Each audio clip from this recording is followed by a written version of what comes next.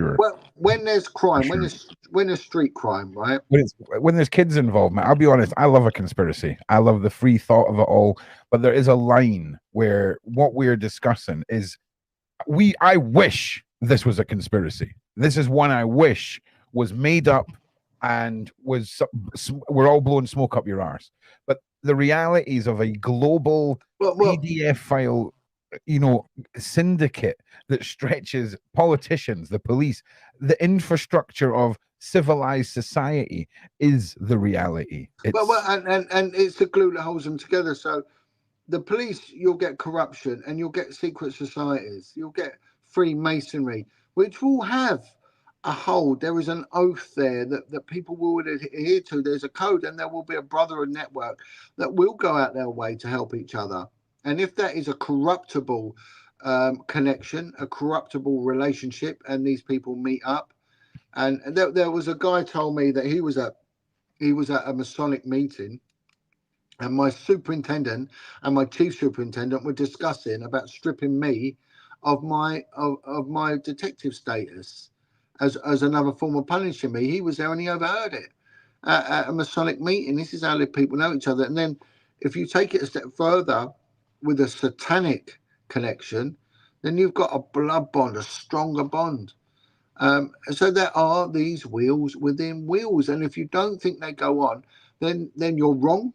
Firstly, you are wrong, and secondly, you are very, very naive. Even special branch monitor occult groups. They monitor them.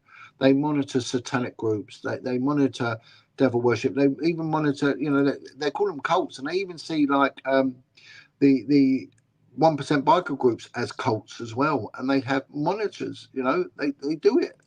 I've been at a training seminar with Special Branch, and they told me I was working with a Special Branch officer who told me that they monitor it. And we had that intelligence guy was saying that MI5 actively were going out there to satanic ritual sites. That's and right. Trying to destroy them. So the credibility of it didn't come out. So you're naive and you're wrong if you don't think it goes on. But again, the only thing that I think is wrong, right, is I think it's older than the devil and Satan and Christianity.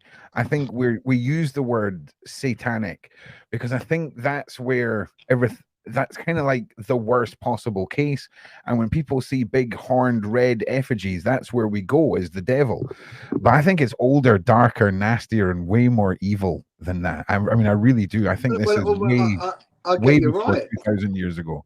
Yeah, I get you right. It is. It's ancient worship. Yeah. And that's not me criticizing or saying any survivors are wrong at all, just to be clear.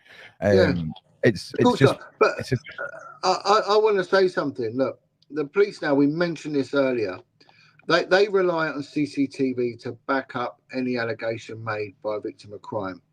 And a lot of the time when someone's getting their head smashed in, they haven't got the wherewithal to start filming it and everything else. It's just not going to be a reality. So unless there's a doorbell that's going to capture it, unless you're lucky enough to live in inner London where there's 15 cameras on every single bus, they solve murders. Mobile phones and buses solve murders. But in absence of them, years ago, they would knock on the doors and they would do a bit of profiling and do a bit of digging, and they put a case together. They don't do it now because, firstly, their supervisors don't know how to do it. They're lazy. They're instructed not to do it, and the tradecraft has gone because people like me and many others have left. Now, that's funny. I was just going to ask you how do the police force feel about ring cams and all these things? If the corruption is, how many police officers now have to monitor how they act because of CCTV? All of them. All of them. If I just go to show that when it comes to historic child abuse, only 2%, and that's back in the day when they're tenacious individuals that would investigate. 2% of them would result in prosecution in the Crown Court. 2%. So that doesn't say 98% are lying, because it's rare for any child to lie that this goes on. It does happen, but of course. It's rare. It is rare, right? And you don't tend to have the privilege of someone raping a child on the top deck of a bus on rush hour when there's witnesses. It goes on in private, and unfortunately, a lot of survivors of real compounded abuse have got mental health problems and trauma and things like that. And some may go on to commit crimes because of addiction, and that would class them then if they go shoplifting as people of dishonesty. So it's stacked against them. Mhm. But going back to what you're saying about evidence capturing devices, right? Yeah. Yeah. And the police have these things now on these body worn cams, Sure. and custody suites are just littered with them. Back when I joined the police, no, no, No, of course. Of nothing. course. And I mean, what was the time period for yourself, John? The early 90s. The early So 90s. I joined with people that had joined in the 60s, you know. So and they'd seen the glory days of the 70s. So one police station, they denied that prisoners got beat up, yet they had a wall that was covered in blood. It had Can I ask blood you splatters, can I ask and you a they weird question? Do you gone. feel like the 90s, because I feel like the 60s, 70s, and 80s was the era of the weird scout leader that would, grab your arse over a wall, but he was just the weird scout leader, guys.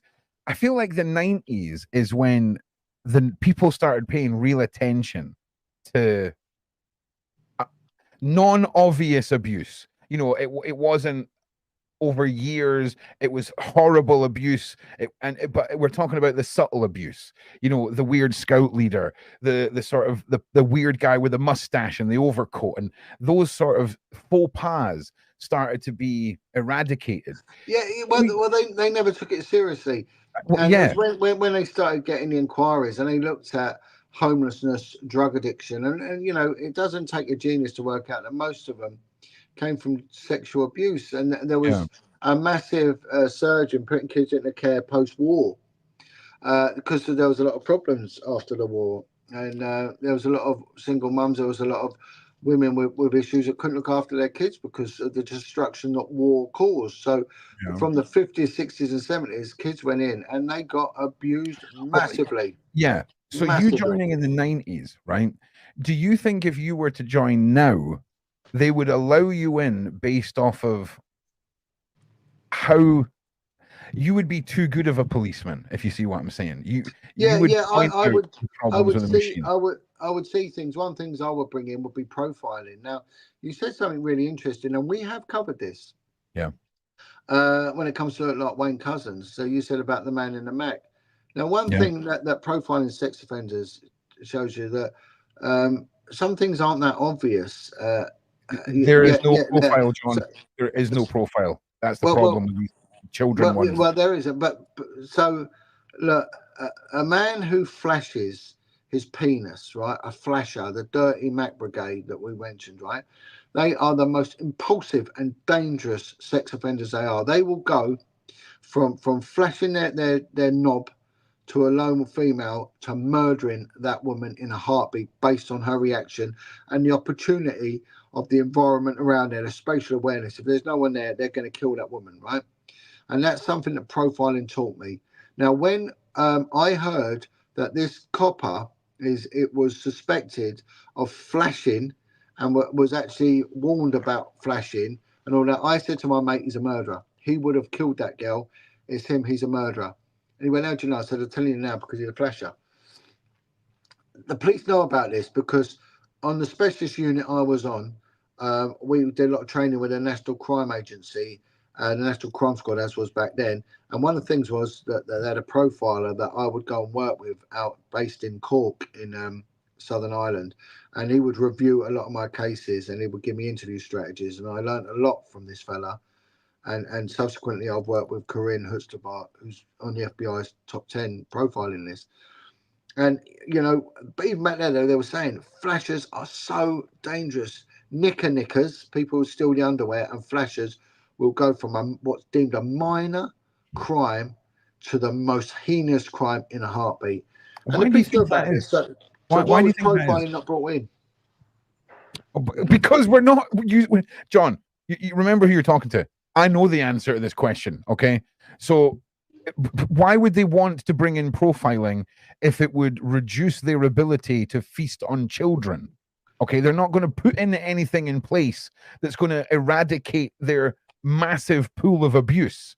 sadly, sorry to give you a really harsh and to the Yeah, point answer and of there. course, you think of how much time can be saved if they brought in polygraph testing, with a 96, 99% accuracy, whatever it is, and then you get these clever wordsmith barristers, that will, people like Michael Mansfield, who made his career as if he couldn't attack the information